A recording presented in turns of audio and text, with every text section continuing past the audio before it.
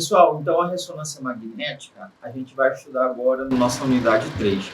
É um outro exame por imagem, agora diferente da tomografia.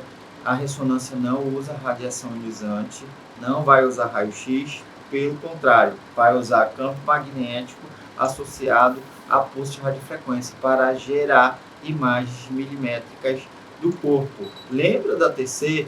Que quando a gente falou que se faz aquisição em axial e reconstrução depois para coronal e sagital, na nossa ressonância nós temos uma tecnologia multiplanar.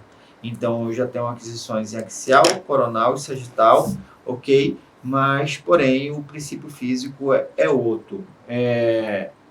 Para que vocês entendam como que funciona, um campo magnético, uma sala de ressonância magnética é assim, tem um grande equipamento, ele é um grande ímã, o paciente ele deita também numa mesa, a gente coloca uma bobina sobre a área então a ser examinada, e o que acontece na questão física?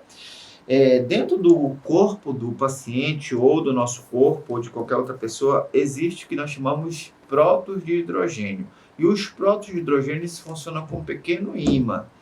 E o que acontece? O grande magneto, que é um nome específico de uma parte do equipamento, interage com esses pequenos ímãs do nosso corpo. Então, vamos entender uma coisa que é um pouco complexa. Eu tenho aqui o campo magnético e ele é uma seta virada para cima e esse campo magnético é denominado B0. Quando o paciente ele está deitado ali na mesa da ressonância magnética, esses pequenos ímãs que estão no corpo dele, que são os prótons de hidrogênio, se alinham a B0. Só que uns vão ficar no mesmo sentido, né? Por exemplo, B0 é essa seta voltada para cima, então esses prótons vão ficar também com a seta voltada para cima. E outros vão ficar no mesmo alinhamento, mas com a seta ao contrário. Isso aí a gente vai chamar de spin up e spin down, que isso vai estar relacionado com a energia de cada próton de energia. De certa forma, vai ter que acontecer esse alinhamento, não é que vai ter que acontecer, é que acontece naturalmente esse alinhamento, e aí a gente vai precisar deixar tudo em ressonância. Quando eu falo tudo em ressonância, eu quero dizer que esses prótons têm que ficar na mesma energia do campo magnético, e para isso é necessário a adoção de radiofrequência. E aí as bobinas que são usadas, elas jogam radiofrequência em impulsos para aquela determinada região. E aí, pessoal, quando a radiofrequência é emitida para aquela região entra em ressonância. Tem que ocorrer o desligamento dos pulsos de radiofrequência para que, basicamente, esses prótons que agora estão em ressonância, eles voltem para uma posição inicial. E nesse retorno, a emissão de sinal para uma outra bobina, no qual faz a recepção, e aí, a partir dessa recepção, há um processamento e a imagem, então, é formada. E aí a gente tem um pouco do princípio físico da ressonância magnética. Tem alguns outros termos mais específicos da ressonância magnética, por exemplo, e isso também está relacionado com a física, a precessão. A precessão nada mais é que um giro do spin do próton de hidrogênio, por exemplo. O que eu posso citar como precessão? A Terra ela precessa numa velocidade muito lenta. A Terra ela está fazendo movimento no seu próprio eixo. Um peão, se você pegar e jogar com muita força, ele vai precessar. Isso é um outro exemplo de precessão. E os prótons de hidrogênio também eles estão em precessão dentro do nosso corpo, só que eles estão em precessão muito lenta também, porque o campo magnético da Terra é muito baixo. E uma coisa que eu quero falar, eles estão desalinhados, eles estão aleatórios para todos os lados aqui dentro do nosso corpo, eles só entram em alinhamento a partir do B0, né, que é o campo magnético forte, ok? Um outro termo também que é da ressonância magnética é T1, T2, que vocês sempre vão ouvir em relação a isso. São características específicas da imagem, tem DP, e também vocês vão ouvir sequências de pulsos, que tem diversas, ST, Fly, Flare, enfim, e elas também vão ter características específicas. A ressonância magnética é um dos exames mais complexos, mas para mim é um dos exames mais lindos que tem dentro da imaginologia, porque ela é muito rica em detalhes. Ela vai dar ali riqueza em tecidos moles, coisas que a tomografia não vai basicamente disponibilizar, porém, assim, requer muito mais conhecimento. O que eu vejo com relação à parte dos biomédicos? Atuando muito em ressonância magnética. E é um campo muito inovador, é um campo onde se tem muitas pesquisas, enfim, muitas inovações, e sem sombra de dúvidas é um campo aí magnífico, mas que requer muito entendimento.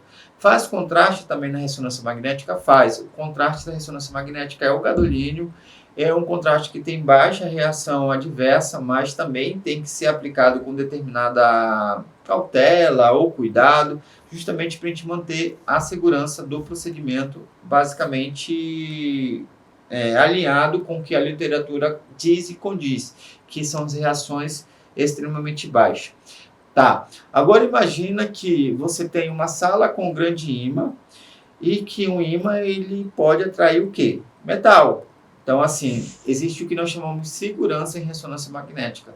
O biomédico ele tem que se atentar para isso. Não é qualquer pessoa que adentra o campo magnético. Pessoas que, por exemplo, têm prótese ortopédica no corpo, tem clipes de aneurisma, tem exemplo, marca-passo, ou qualquer outro dispositivo eletrônico implantado no corpo, já é passível de não entrar nesse campo magnético. Imagina que uma maca comum não pode adentrar nesse campo magnético, porque se adentrar, exemplo, a força do campo magnético vai puxar essa maca com muita velocidade, ocasionando problemas, tanto para o equipamento e quem estiver na frente e até mesmo em óbito. E se vocês tiverem curiosidade, vocês podem pesquisar em YouTube, em várias outras fontes ou meios que vocês vão perceber acidentes relacionados à ressonância magnética. Então é importante que basicamente o biomédico tenha essa atenção. Por que eu falei do marca-passo? Porque existe ali a questão do campo magnético e da radiofrequência, que pode interferir no funcionamento do marca-passo. E entre outras informações, isso está relacionado à segurança. Exemplo, o que eu posso dizer com relação também à segurança? Alguns pacientes eles vão reclamar do barulho da ressonância magnética e realmente faz muito barulho, então é um dos riscos. Então o que a gente faz para o paciente? A gente dá abafadores para o paciente, não são protetores auriculares, são abafadores mesmo. Há risco também de queimaduras. A gente evita colocar uma mão sobre outra, pele com pele, porque existe o SAR, que é o índice de absorção de radiofrequência, né, pelo corpo do paciente. Isso vai ocasionar o quê? Um aquecimento. Então, são alguns detalhes que estão relacionados ali à questão, basicamente, da segurança do paciente, tá? E aí, os protocolos são os mais diversos, a gente consegue fazer protocolo de toda a parte do corpo. Neuroimagem é muito, muito show, a gente consegue ver com detalhe toda a parte neural, toda a parte medular e parte abdominal, parte pélvica, ligamentos, aqueles atletas que rompem ligamento do joelho, enfim, é muito essencial a ressonância magnética. Então, se tratando de partes moles, eu vou ter aí uma riqueza em ressonância magnética, tá? Então, aqui a gente finaliza mais uma unidade temática e na próxima vamos falar ali de medicina nuclear.